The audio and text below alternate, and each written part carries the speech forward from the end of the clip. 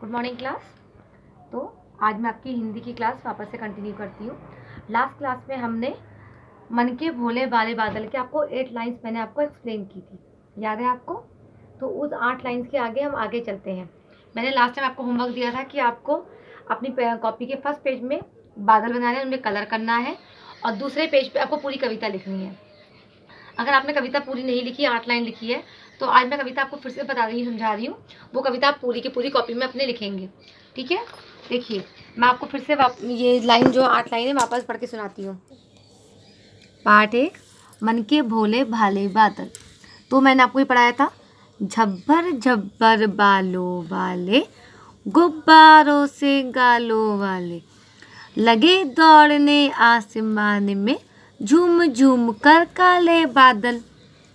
कुछ जोकर से तोंद फुलाए, कुछ हाथी से सूंड उठाए, कुछ ऊँटों से कुपड़ वाले, कुछ परियों से पंख लगाए। हम इतना पढ़ चुके थे ना, यहाँ तक हमने आपको बताया था कि इस कविता में कवि बादलों की अलग अलग आकार के बारे में बता रहा है कि कभी बादल हमको किस तरह से लगते हैं, कभी बादल हमको जोकर की तरह लगते हैं, कभी हमको बादल हाथी की सूंड की तरह लगते हैं, कभी वो ऊँट के कुबड़ की तरह लगते हैं और कभी वो परियों के पंख की तरह लगते हैं। तो उसी कविता को हम आगे कंटिन्यू करते हैं। आगे देखिए, आपस में टकराते रह रहे, शेरों से मतवाले बादल। जैसे आप जानते हैं कि शेर क्या होता है, जंगल का राजा होता है। तो शेर सबसे ज़्यादा शक्तिशाली होता है, राजा होता है। तो जब वो अगर एक और कोई शेर आ जाता है तो वो शेर आपस में लड़ाई करने लगते हैं, मतवाले हो जाते हैं कि मैं राजा हूँ, मैं राजा हूँ, इस तरह से करते हैं, आपस में टकराते हैं।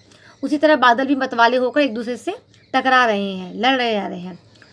कुछ तो लगते हैं तूफानी, कुछ रह रह करते शैतानी, कुछ अपने थैलों से चुपके, झरझर झरझर बरसाते पानी। तो याद रखिए, कुछ तो लगते हैं तूफानी। कुछ बादलों को देख के हमें ऐसा लगता है कि वो बिल्कुल तूफान की तरह एकदम बहुत तेज़ी के साथ में बहे जा रहे हैं, चले जा रहे हैं, उड़ रहे हैं। और कुछ रह रह कर करते शैतानी। और कुछ बादल तो जैसे शैतान बच्चे देखे ना, छोटे बच्चे होते शैतानी करते हैं हर समय, कभी यहाँ कभी वहाँ, कभी कोई शैतानी करने लगते हैं। तो कुछ बादलों को देख लगता है कि तो शैतानी कर रहे हैं। कुछ अपने थैलों से चुपके, झर झर झर बरसाते पानी। कुछ बादल ऐसे होते हैं जो पानी बरसाते हैं। वो बादल जब भर जाते हैं तो उनके क्या अंदर, बादलों के अंदर जब पानी भर जाता है तो पानी बरसने लगता है ना, बारिश होने लगती है। तो वही कह रहे हैं कि उनको वो एक थैले के समान है। थैले के अंदर से पानी से थैला लीक कर दोगे आप, कहीं से लीक होगा, छीन दोगे तो उसे पानी झरझर झर करके बहने लगेगा। तो ऐसा लगता है कि कुछ अपने थैलों से चुपके, झर झर झर बरसाते पानी। पानी की बारिश होने लगी, पानी बारिश बरसा रहे हैं। नहीं किसी की सुनते कुछ भी, ढोलक ढोल बजाते बादल। तो नहीं किसी के सुनते कुछ भी। जब आपने कभी कभी देखा होगा, जब बिजली चमक रही होती है तो बादल बहुत तेज़ी से गरज रहे होते हैं, गरजते हैं ना बहुत तेज़ी। कभी कभी आप लोग डर भी जाते हैं। तो वो उसको आवाज़ को, जो बादल गरजते हैं उसको ढोलक ढोल आवाज़ की बात कह रहे हैं कि ढोलक ढोल बजाते हैं बादल।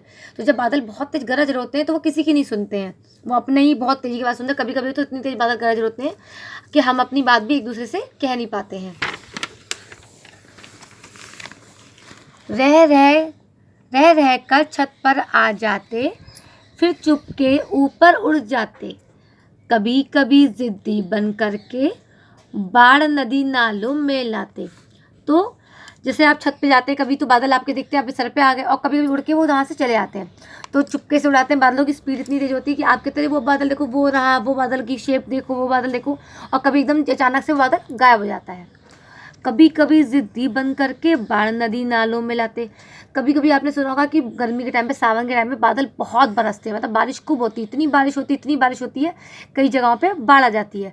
तो वो क्या कहते हैं कि जिद्दी हो गए हैं, अब वो किसी की नहीं सुनते। हम लोग कहते हैं कि अब ना बरसे, बहुत पानी बरस गया, बहुत पानी बरस गया, लेकिन बादल जिद्दी बन जाते हैं और बरसते जाते हैं, और हर जगह नदी नालों वगैरह में, बहुत से गाँव में, शहरों में भी बाढ़ आ जाती है।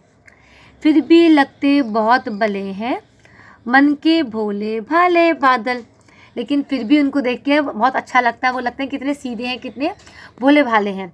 तो उनको देख के मन को बहुत भाता है, बहुत अच्छा लगता है।